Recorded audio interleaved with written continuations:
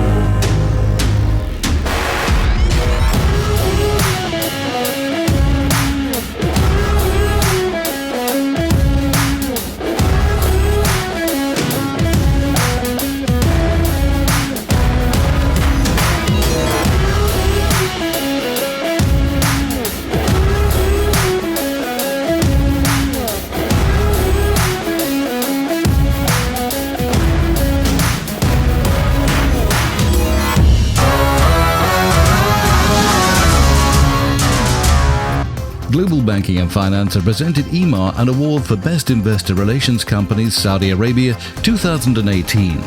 We were glad to welcome to our studios Danish Samad, Group Treasurer and Director of Investments, to receive the award. Later, he spoke to us about this exciting new city development. Danish Samad, welcome to London. Thank you so much for coming here today, and congratulations on your award as well. Thank you very much, and we are very pleased to receive the award. We look forward to it, and our management is very pleased as well. So thank you very much for having me here. Well, it's a very exciting project, the EMAAR Economic City. I'd like to know more about it, and of course, what initiatives you took actually to create the success and actually win this award. So EMAAR Economic City is the legal entity which is the master developer of King Abdullah Economic City, which is a physical location. It's a city which is the size of Washington, D.C. And the idea of the city was to have a socio-economic enabler for Saudi society. So basically to have an economic hub which creates jobs and residential communities, which provides lifestyle support to Saudi citizens or employees of those industrial valley. And of course to have a commercial and retail mix with that. Other than that, we have a leisure and entertainment facilities there. We've recently developed a lot of operating assets which are working towards the city and development of the city.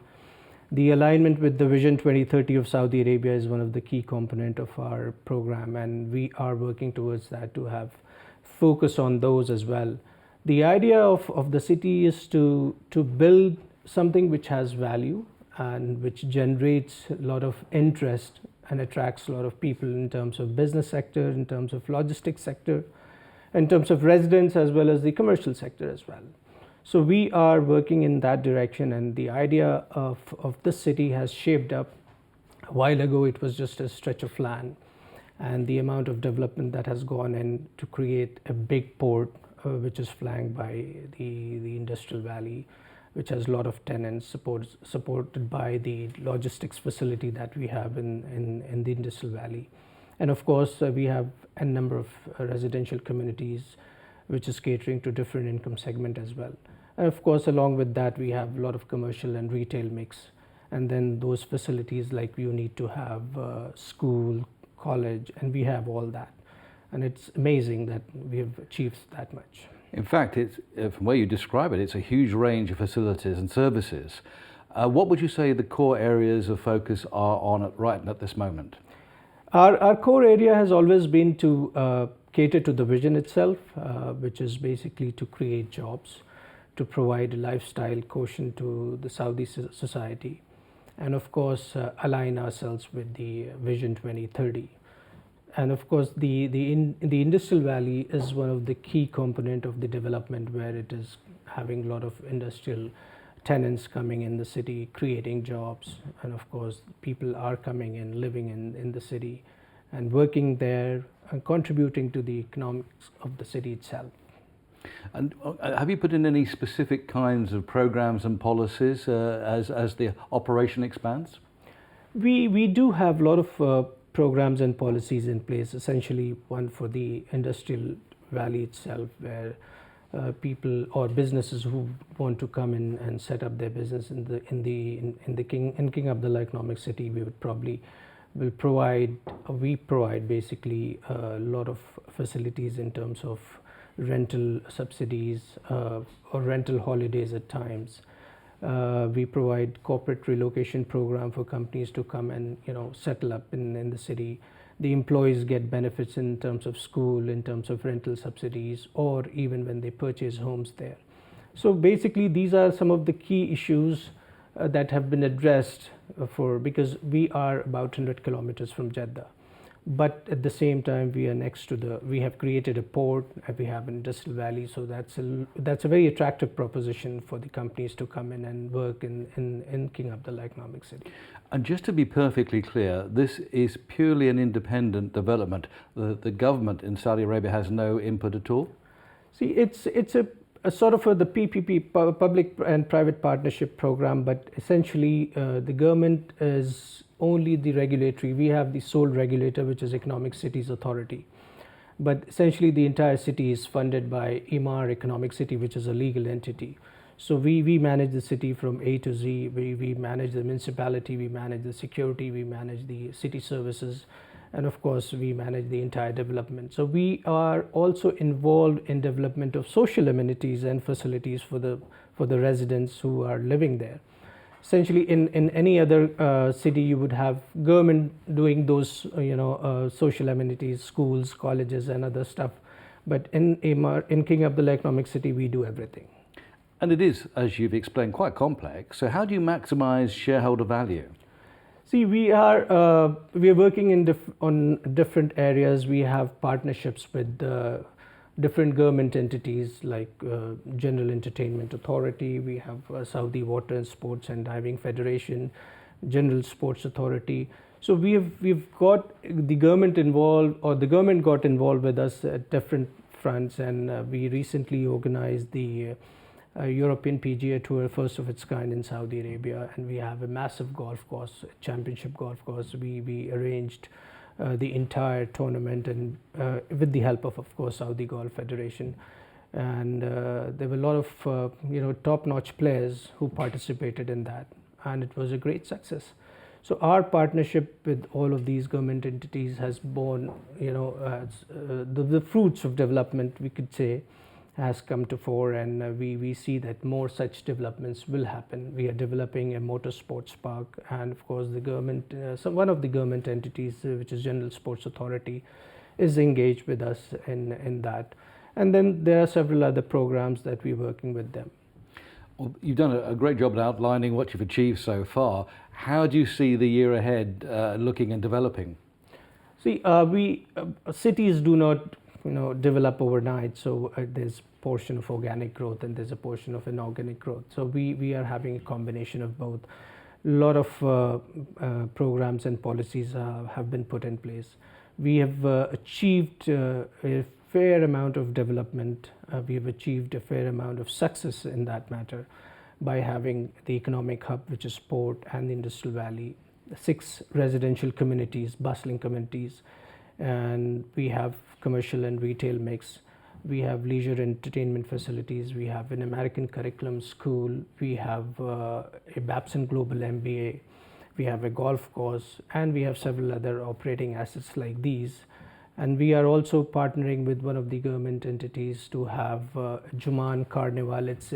It's an entertainment facility which is going to attract a lot of visitors in the city. We've been measuring our success by these, that how much visitors we have managed to achieve with all those facilities, how much jobs we have created. We have created over 12,000 jobs in the past few years, and it continues to grow. So our focus, our theme is always development. We continue to develop, align ourselves with the policies and programs that is laid down by the government. We are aligning ourselves with the Vision 2030. So leisure and entertainment is our key focus at the moment, and we continue to focus on that. We have embarked on development of a lot of such programs which will attract a lot of people. So essentially, we do not have any such facility in the region. So we are a very open city. We are a very welcoming city, and we have a lot to offer for every segment of the society. And we continue to develop, we continue to focus on hospitality, we continue to focus on the entertainment sector. And we believe that our focus will bear good fruits. And as you mentioned earlier on, you are actually midway between two major cities in Saudi. What about transportation hubs? How does that work? We have a train station which connects the two holy cities. It's about an hour on either side. So we also, other than the 10 million catchment population in the western region, we also aim to attract a lot of pilgrim tourists as well. And this high-speed rail connects two cities, and one of the stations is in King Abdullah Economic City. Other than that, of course, we are connected through the road network, and the seaport is connected to the other ports, of course.